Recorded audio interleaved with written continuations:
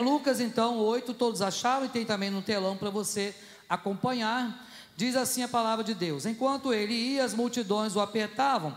Certa mulher que havia 12 anos vinha sofrendo uma hemorragia, e a quem ninguém tinha podido curar, e que gastara com os médicos todos os seus haveres, veio por trás dele e lhe tocou na orla da veste, e logo se lhe estancou a hemorragia. Mas Jesus disse: quem me tocou? Como todos negassem, Pedro, com seus companheiros, disse: mestre, as multidões te apertam e te oprimem e dizem: quem me tocou? Contudo Jesus insistiu: alguém me tocou, porque senti que de mim saiu poder. Vendo a mulher então que não podia ocultar-se, aproximou-se trêmula e, prostrando-se diante dele, declarou à vista de todo o povo a causa por que ele havia tocado e como imediatamente fora curado. Então lhe disse: filha, a tua fé te salvou, vai-te em paz. Amém. Que o Senhor aplique essa palavra ao meu e ao seu coração nesta noite. Meus amados irmãos e irmãs, nós sabemos que restaurar é algo bem difícil. Por exemplo, quando você vê alguns prédios históricos, né, principalmente na nossa cidade, tem vários prédios históricos, né? E você vê que alguns deles, eles ficam sem restauração por muito tempo. Começa a cair pedaço do reboco, não é isso? E aí tem que chamar uma pessoa especializada, que saiba não só restaurar, mas que também conheça a história. Porque não basta ser uma pessoa que saiba restaurar, mas tem que ser alguém que conheça a história daquele monumento, ou daquele prédio, enfim. Restaurar não é nada fácil para nós. Porque restauração, por exemplo, quando você faz uma obra de restauração na sua casa, via de regra você faz um orçamento, não é assim? Vou gastar 10 mil com a minha obra de restauração. E aí quando você termina a obra, quando consegue terminar, não é? Você termina e percebeu que gastou 4 vezes mais.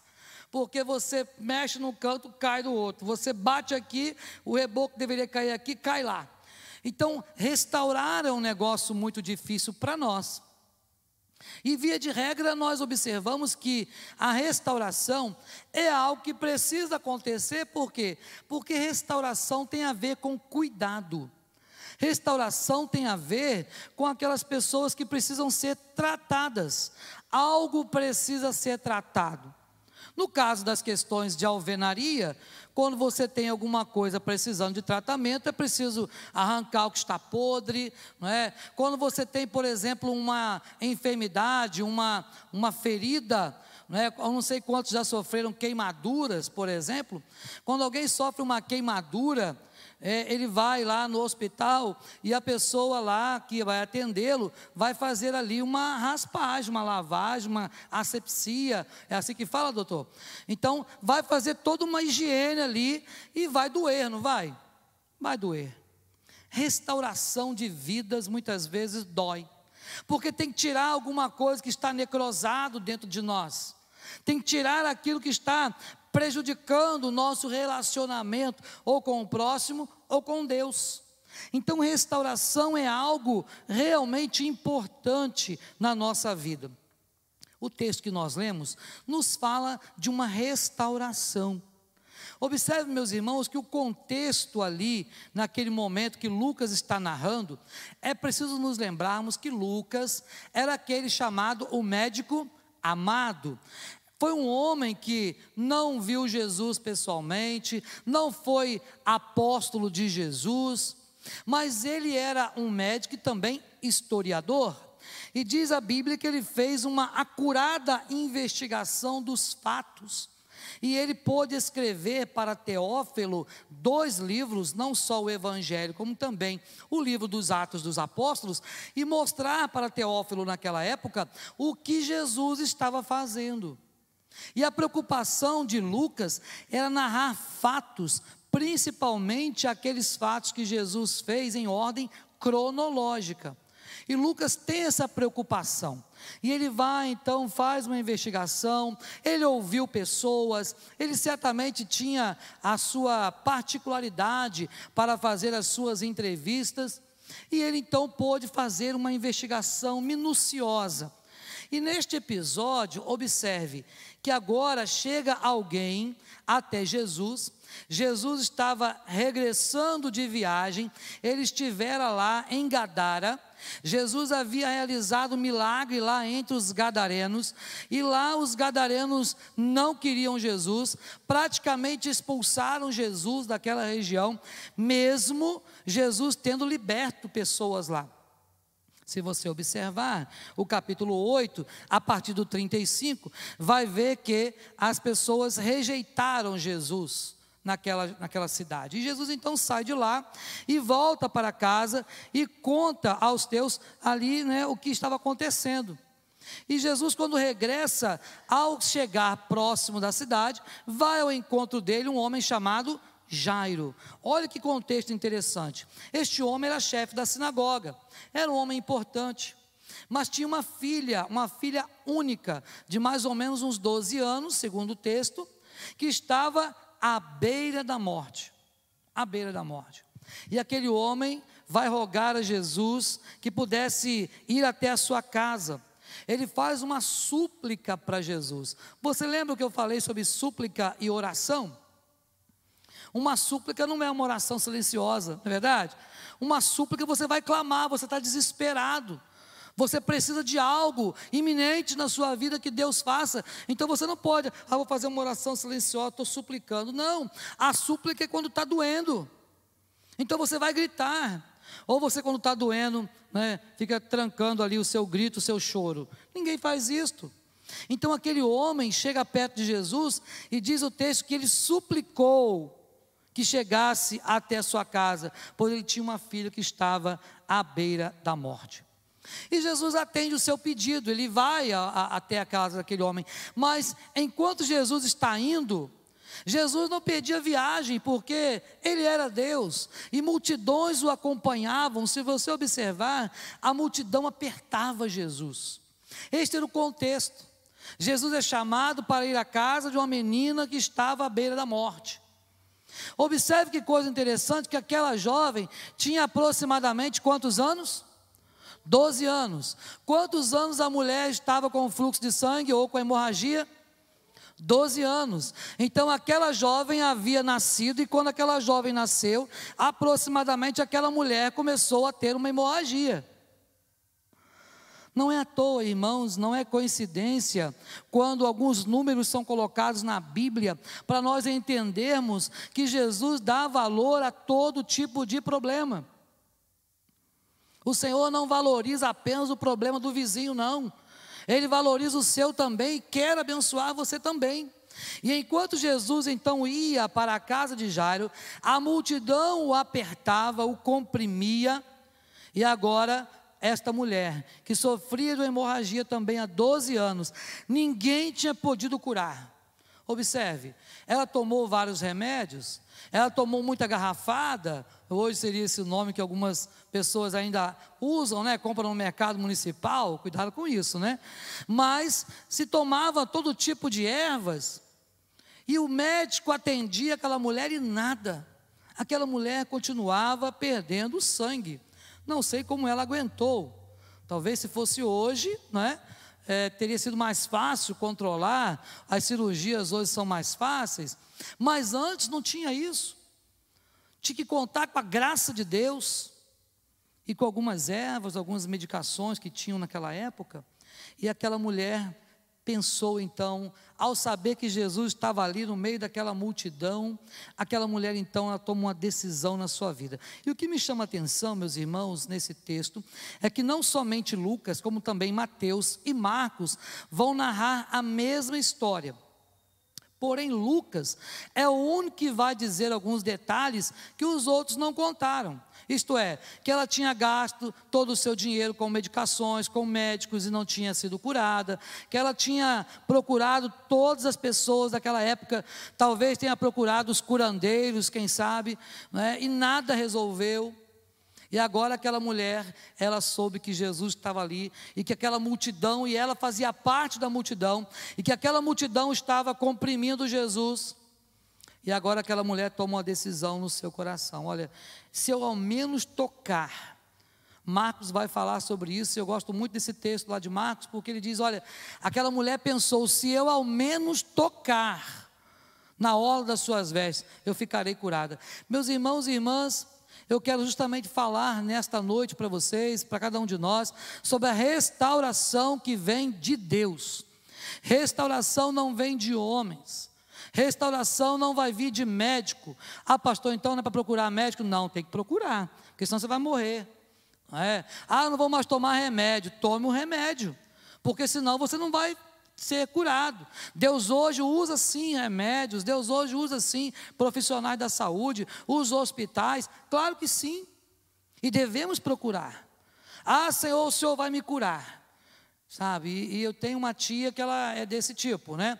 E ela não toma remédio. Uma vez quebrou o pé ficou pulado assim, e ela disse que Deus ia curar o pé dela. Pois é, Deus realmente curou, né? A quebradura, o osso dela foi calcificado, mas por outro lado, claro, se ela não foi lá para engessar, como é que ia ficar bom? Sabe, às vezes a gente quer que Deus faça alguma coisa, mas não queremos fazer a nossa contrapartida. Meus irmãos e irmãs, a restauração vem de Deus. E na restauração que vem de Deus, eu quero observar 4 coisas com você. À luz desse episódio, eu quero mostrar para você que primeiro, o Senhor restaura a nossa vontade. O Senhor restaura a nossa vontade. Meus irmãos, aquela mulher tinha tudo para desistir, 12 anos. Imagina que fraqueza aquela mulher não tinha. Imagina como ela não sofria.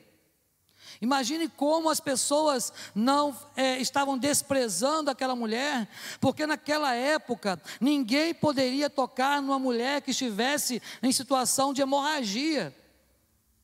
Ela era considerada imunda. Então aquela mulher passou 12 anos imunda.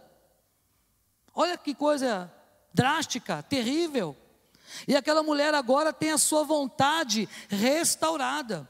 Porque, irmãos e irmãs, a primeira coisa que nós precisamos ter na nossa vida, para que nós possamos de fato receber a misericórdia, a graça, as bênçãos do alto, é termos vontade de clamar a Deus. E muitas vezes a gente perde a vontade. Ah, não tem mais jeito. Ah, não adianta não. Mais à frente no texto você vai ver que as pessoas foram até Jairo e disseram para ele o quê? Se preocupa mais não precisa mais incomodar o mestre, tua filha já morreu. Olha bem, aquele homem também teve vontade, ele foi até Jesus, porque entendeu que só Jesus poderia restaurar a sua filha. Aquela mulher teve a sua vontade restaurada, ela entendia que se ela ao menos tocasse na orla da veste, então ela teve vontade. Imagine a dificuldade que foi para aquela mulher, para ela se esgueirar no meio de uma multidão e poder tocar na orla. Ela não tocou em cima na gola, ela tocou na orla. Então ela precisou se esgueirar no meio daquela multidão, com o risco de ser pisoteada talvez, com o risco de sofrer alguma coisa, de alguém achar ruim com ela ali naquele momento, porque era uma multidão que o apertava. Ah, meus irmãos e irmãs, aquela mulher teve a sua vontade restaurada. A primeira coisa então que eu queria que você pedisse para Deus, se você hoje tem buscado a restauração de alguma área da sua vida, não sei qual área da sua vida precisa ser restaurada. Eu não sei se é uma enfermidade que precisa ser curada, eu não sei se é um filho que precisa ser restaurado, se é um esposo, uma esposa, eu não sei se é para Deus restaurar relacionamentos, eu não sei, mas uma coisa eu sei, é preciso restaurar primeiro a sua vontade. Muitas vezes você já deve estar orando por alguma coisa já há tanto tempo, e já perdeu a esperança, ou perdeu às vezes a fé, mas é preciso restaurar a vontade. E Deus, a primeira coisa que fez com aquela mulher, foi restaurar a vontade dela de ser curada, a vontade dela de entender que Jesus estava ali, a vontade dela de ir até Jesus, restaurou a vontade dela de realmente lutar contra aquela multidão, e poder se achegar aonde estava aquele que podia resolver o seu problema. Mas a segunda coisa na restauração que vem de Deus, é que aquela mulher teve também a sua vida social restaurada. Aquela mulher estava banida da sociedade praticamente. Ela era praticamente considerada uma leprosa. Você se lembra que os leprosos naquela época, eles eram banidos da cidade. Não podiam entrar na cidade, alguém tinha que levar alimentos para eles lá no leprosário. E aquela mulher também não podia ser tocada. Haviam regras estabelecidas pelo próprio Deus lá desde Moisés. Não se podia tocar em morto, não se podia tocar em mulher depois da sua menstruação e durante, não se podia tocar em várias coisas, em animais mortos. E agora aquela mulher, ela que não tinha mais uma vida social, certamente ela que não tinha mais vontade nem de ir a uma festa, de se manifestar em algum lugar, porque ela entendia e conhecia a lei, aquela mulher certamente vivia se escondendo das pessoas, se escondendo da vida social. Quantas vezes, meus irmãos e irmãs, as nossas lutas, as nossas adversidades, quantas vezes os nossos problemas também não fazem com que nós passamos a ficar enclausurados. Quantas pessoas hoje em dia não estão com as doenças chamadas psicossomáticas, aquelas doenças, né, da mente, aquelas doenças que aprisionam a gente, não tem mais vontade de sair de casa, não tem mais vontade de se relacionar. Isso tem acontecido com muitos crentes, não se engane. Mas a restauração que vem de Deus restaura também a nossa vida social. E aí você vai encontrar isso na Bíblia em várias passagens. Quando Deus curou os leprosos, restaurou a vida social dos leprosos. Eles passaram a poder viver de novo ali no meio da sociedade. Mas você não vai ver Jesus quebrando as leis. Quando Jesus curou os leprosos, disse para eles: vai agora e apresentem lá até o sacerdote, porque é o sumo sacerdote que tem que atestar que vocês estão curados. Era lei. Mas Deus, através do seu Filho Jesus, tem restaurado a nossa sorte. E eu gosto muito do salmista Davi, quando ele diz: Senhor, restaura a nossa sorte como as torrentes do Neguebe. E eu nunca fui lá, né, em Israel, naquela região da Palestina, mas um professor nosso disse que ele foi abençoado numa das viagens que fez para lá, que ele trabalhava como guia em algumas viagens lá, e que ele pôde experimentar isso, as torrentes do Neguebe. Isso quer dizer o quê? Que o Neguebe, por ser uma montanha, um monte muito alto, ele tem a metade do seu cume para cima, toda em neve, em gelo, durante boa parte do ano. E a região toda é uma região desértica. E ali, quando então acontece o degelo, se formam rios ali. As correntes do Neguebe que banham ali aquela planície, e então aquele lugar passa a florescer. E ele disse que ele pôde experimentar isso e pôde lembrar das palavras do salmista. Meus irmãos, o Senhor está pronto para restaurar a nossa sorte, a nossa vida social, restaurar a nossa vontade, mas também restaurar a nossa saúde. Observe aí o que Deus fez com aquela mulher. Quando ela tocou na orla da veste, diz o texto que imediatamente ela foi curada. Não foi depois, não foi amanhã, não foi uma semana depois, foi naquele mesmo momento. E foi naquele mesmo momento que Jesus sentiu que dele saiu poder. Poder. Saiu o poder de Jesus. E eu gosto muito desse texto, porque quando eu vejo Jesus perguntando para os apóstolos, né, para os seus discípulos, quem me tocou?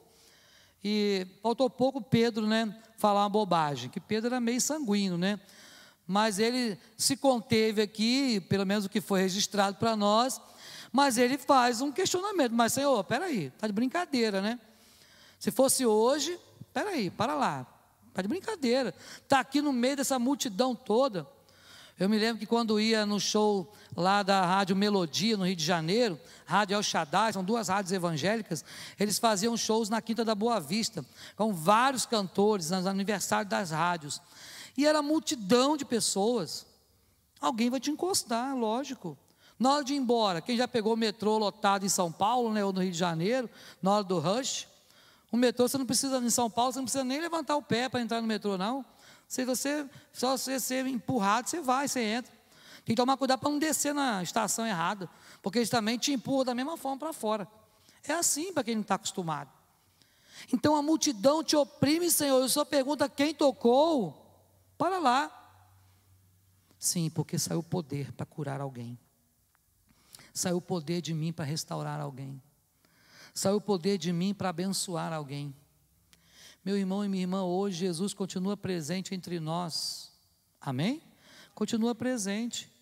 E hoje Ele também pode dedicar a você parte do poder para restaurar a sua vida, para restaurar a sua vontade, para restaurar você da vida social, devolver você no contexto social, seja da família, seja de amigos, restaurar também a sua saúde, curar a sua saúde, seja ela emocional ou física.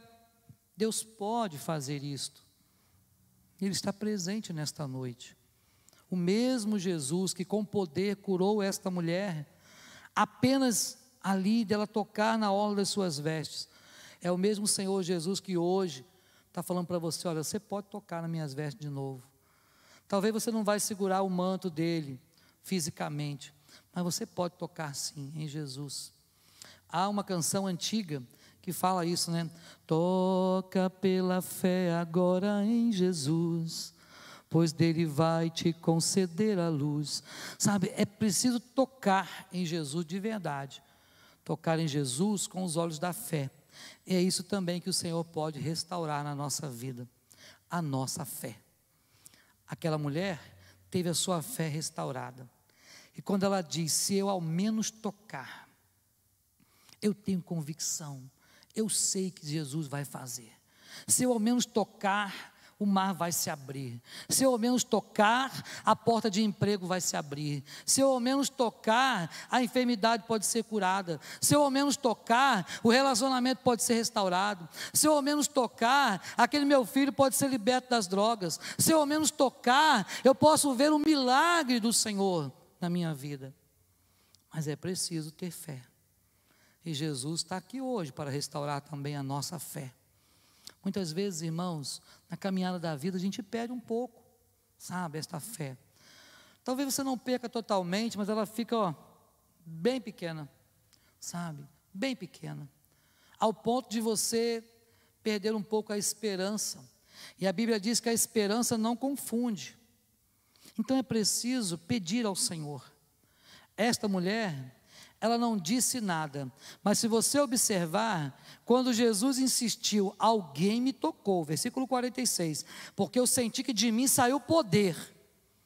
Aquela mulher percebeu o quê? Não vai ter jeito não, eu vou ter que me falar aqui que fui eu. No meio de uma multidão, esse homem me encontrou. Meu Jesus, e agora, né? Fui descoberta. E aquela mulher disse: Senhor, fui eu. E olha o que acontece com aquela mulher. Diante de todo o povo, ela revela qual era o seu problema. A vergonha acabou agora, porque agora ela foi curada. Olha, eu vivi desta forma, mas agora eu fui curada. Por quê? Porque eu tive fé, o Senhor restaurou a minha fé. Eu tive ânimo, vontade, Deus restaurou a minha vontade. Deus restaurou a minha saúde.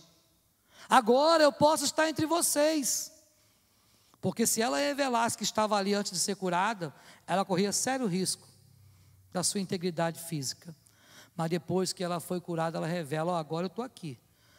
Eu tive isso, eu era uma mulher assim, minha doença era essa, eu vivi 12 anos dessa forma, mas agora eu estou curada. Meu irmão e minha irmã, eu não sei o que você precisa ser restaurado nesta noite. Mas uma coisa eu sei, né? O mesmo Deus que restaurou esta mulher, o mesmo Deus que restaurou a fé, a vontade, o ânimo, restaurou a saúde desta mulher, o mesmo Deus que restaurou a saúde e a vida na vida da filha de Jairo, é o mesmo Deus que está aqui. Você crê nisso? Amém? É o mesmo Deus.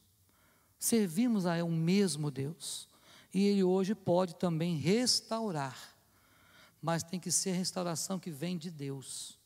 Não é restauração que vem do pastor Robson, de qualquer pessoa humana, mas a restauração que vem de Deus. Então, meu irmão, minha irmã, eu gostaria de orar pela sua vida nesta noite. Se você tem algo em que você tem orado a Deus há tanto tempo pela restauração, seja em que área for da sua vida, e que até agora você ainda não viu esse milagre acontecendo na sua vida, eu gostaria de orar por você.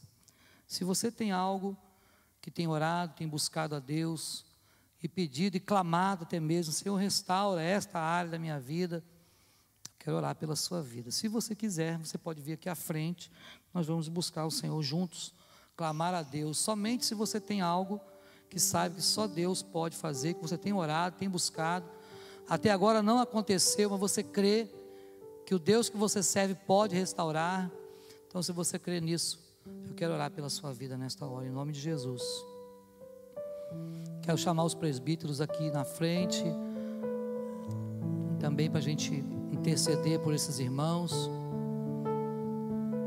A palavra de Deus diz que temos que impor as mãos, né? Chama os presbíteros da igreja. Está alguém entre vós sofrendo, doente, chama os presbíteros e imponham as mãos sobre eles, para que sejam restaurados.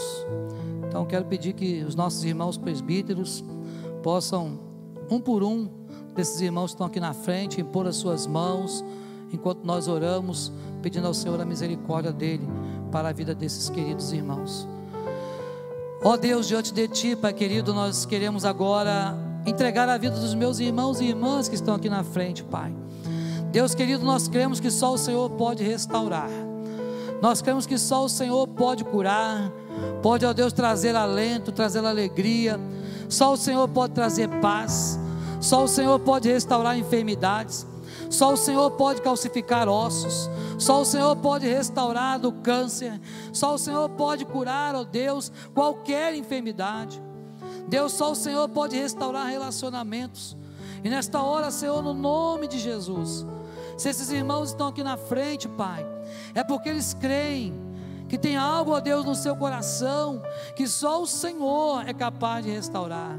Talvez estejam clamando há tanto tempo, Pai, talvez já há 12 anos, há 20 anos, ó Deus, que nesta noite, Pai, a Tua providência, ó Deus, seja sobre esses irmãos e irmãs, no nome de Jesus, que a graça do Senhor seja manifestada na vida dos irmãos. Toma os Teus servos, Pai, em Tuas mãos, para a glória do Teu nome. Contempla o desejo do coração dos Teus filhos nesta noite, Pai. Que a graça do Senhor, ó Deus, seja manifestada na vida dos Teus filhos.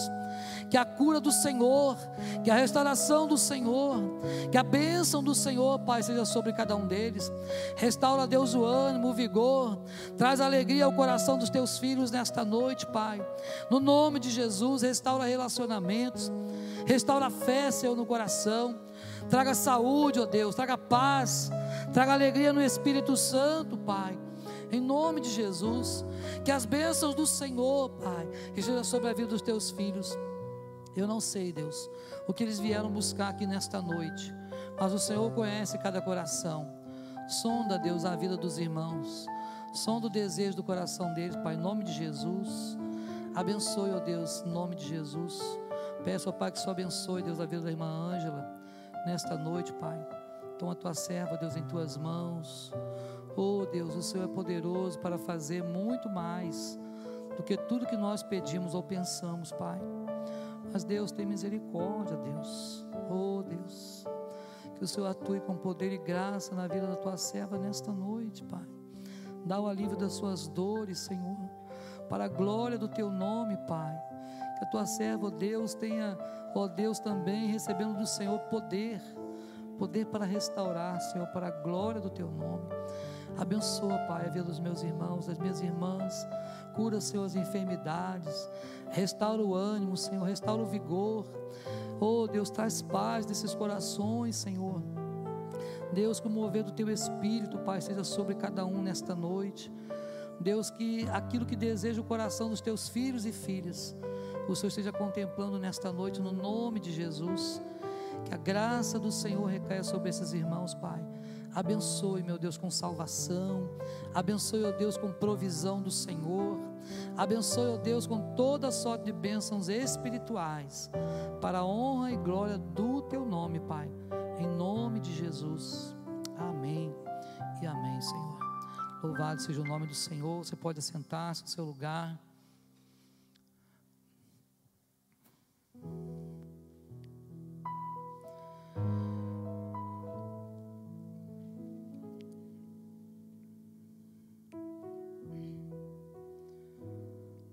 Meus irmãos, que antes de nós termos as nossas crianças, já estão ali, eu tenho que chamar. Não sei se vou precisar chamar. Vai puxar aqui o púlpito? Tá. A água aí, vai não derrubar, peraí. Aqui. Não, resta para deixar.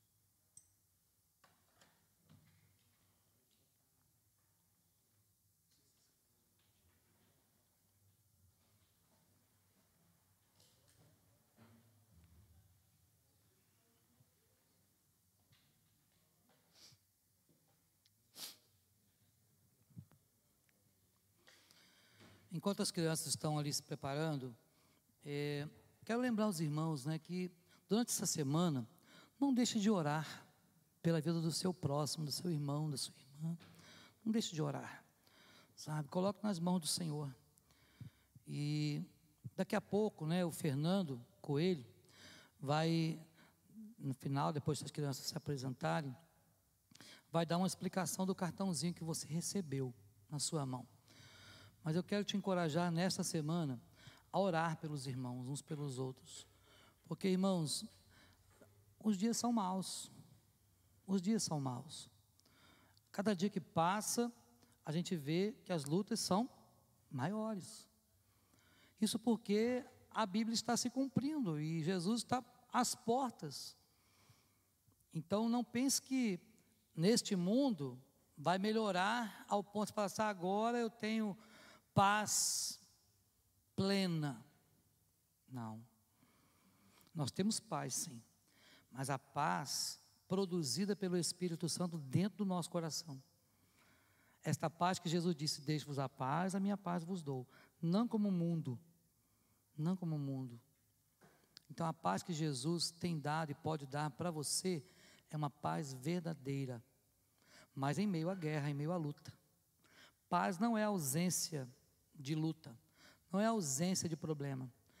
Paz é ter certeza que nós temos Jesus no nosso coração e que nos momentos de aflição Ele cuida de nós. E ainda que, lembra de Abacuque, a figueira não floresça, não haja fruto na vide, o produto da oliveira minta, os campos não produzam mantimento, ainda que, todavia eu me alegro no Senhor.